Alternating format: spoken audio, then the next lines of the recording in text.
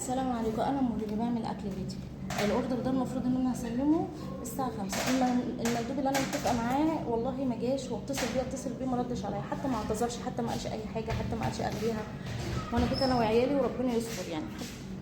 كده العميل ما لقيتهوش، وللاسف والله كتر خيره الاستاذ طلع سال وكده، وسبت له الاكل والله بالفاتوره بكل حاجه، وقلت له هيبعت بقى على الواتس عشان هو مش اول تعامل ليا. اتمنى يكون محترم، بعت لي الفلوس على فودافون، بعد كده هتدفعوا ديبوزيت كده عشان محدش يزعل مني. تدفعوا ديبوزيت عشان لما اتصل تبقوا انتوا بقى كده خلاص، يعني ايه تردوا.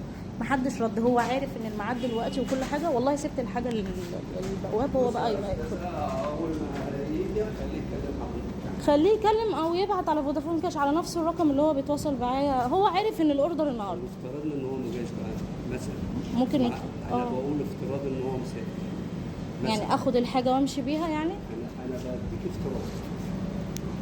رايك ممكن اخد الحاجه عشان ممكن يكون هو مش موجود. المفروض ان هو عارفه اخد الاوردر ولا ايه؟ بيقول لي ممكن يكون مسافر او حاجه. طب هو ليه طلب الاوردر؟ او ممكن يكون حصل له ظرف.